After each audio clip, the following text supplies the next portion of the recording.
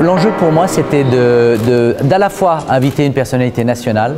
Xavier Bertrand a été ministre, donc il a eu des responsabilités importantes, mais il a aussi quelque chose qui m'intéresse, c'est qu'il est élu local. Il est député maire de sa ville, il en a été l'adjoint, ce qui est mon cas, et il en est devenu maire. Et donc il peut avoir ce regard à la fois national et en même temps ce regard et cette expérience locale. Lorsqu'on a fait tout à l'heure la visite avec les commerçants, à chaque fois qu'il discutait, on sentait qu'il se projetait par rapport à sa ville, qu'il avait des idées à proposer par rapport à ce qui se passe. Et c'est vrai que quand on a fait le cheminement ensemble, il m'a dit, tu vois, par exemple là, quand j'ai des commerces vides chez moi, eh ben, j'ai mis en place une initiative. Je mets en place une incitation financière sur 3 ans. De l'autre côté, je mets en place une taxe. Tu vois, ici, sur les caméras de vidéosurveillance, moi j'en ai installé plus de 89 dans ma commune.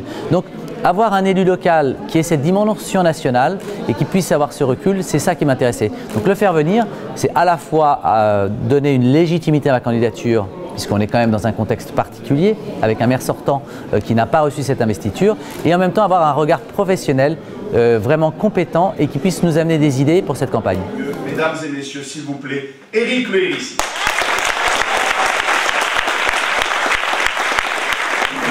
Je connais bien Éric depuis bien longtemps et je pense que c'est vraiment le bon candidat pour Lisieux, que ce soit sur la fiscalité, pas d'augmentation, la sécurité, développer notamment la vidéosurveillance, redonner du dynamisme au centre-ville. Je pense qu'il a tout compris de ce qu'il faut pour Lisieux.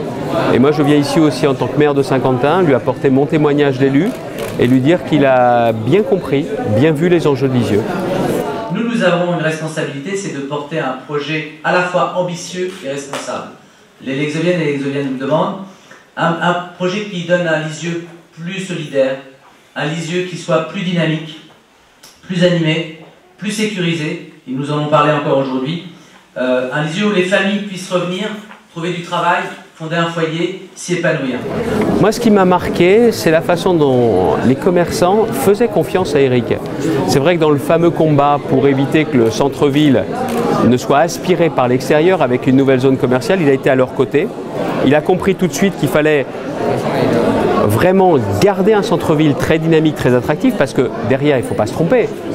Un commerce vivant, c'est des emplois à l'intérieur. Entre 1, 2, 3, 4, 5 emplois.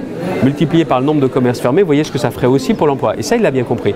Et puis d'autre part, je voyais aussi, on a mis du temps à faire le tour des commerçants parce qu'il était souvent arrêté dans la rue, parce que les gens le connaissent, les gens lui parlent et les gens l'apprécient.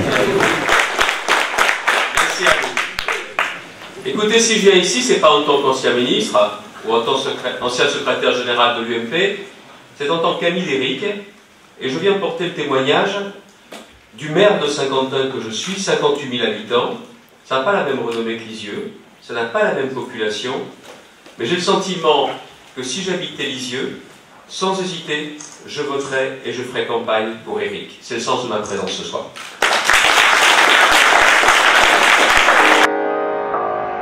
On l'a vu tout à l'heure, notamment sur la question du centre-ville, du centre commercial, c'est du stationnement, des animations, de l'éclairage pour rendre la ville agréable. Moi je sais que j'ai des initiatives dans ma ville à Saint-Quentin. Quand on vient en centre-ville, quand on fait ses courses chez les commerçants du centre-ville, il y a 1 heure de stationnement gratuite. Là, je peux vous dire que ça marche. Et puis d'autre part, beaucoup d'animations. Ma ville Saint-Quentin, c'est là où nous avons imaginé, mis en place une plage en centre-ville bien avant Paris, plusieurs années avant Paris. Il faut des animations innovantes parce que vous avez la chance à Lisieux d'avoir un patrimoine formidable, d'être mondialement connu. Bon, bah, ça vaut la peine d'accompagner ça par une nouvelle dynamique, une redynamisation, parce qu'encore une fois, c'est pas seulement bon pour les commerçants, c'est bon pour Lisieux, c'est bon pour l'économie, c'est bon pour l'emploi. Écoutez, si j'habitais Lisieux, je voterais Éric Le Hérissi. Je rajouterai qu'un mot, merci Xavier, merci de ta présence, merci vraiment d'être venu, d'avoir pris le temps d'expliquer, merci de ton soutien. Je crois qu'on a lancé la campagne avec toi aujourd'hui et je voudrais Un tonnerre d'applaudissements pour te remercier. Merci. Alors nous avons une réunion, une dernière table ronde thématique qui aura lieu la semaine prochaine, jeudi 19 à 19 h. Elle aura lieu à la permanence. La thématique, c'est l'aménagement du centre-ville. J'y ai invité 2 personnes. C'est intéressant d'avoir des témoins. Un ancien maire, enfin un maire actuel, mais qui ne se représente pas, qui est André Desperrois, pour qu'il nous parle de sa ville et de la réussite qu'il a fait pour redynamiser sa ville sur 2 mandats. Et puis un autre qui est un architecte urbaniste qui nous accompagne dans la préparation de la campagne et du projet municipal pour nous donner des idées d'aménagement pour la ville. Il a fait beaucoup d'aménagements dans le département, dans la région, et il va nous amener ses idées. Le prochain rendez-vous, le grand rendez-vous, ce sera le 18 janvier, samedi 18, où nous inaugurons officiellement la permanence de campagne avec Bruno Le Maire, qui est aussi un ancien ministre, qui a eu des responsabilités importantes et qui est un régional de l'étape puisqu'il est député d'Évreux.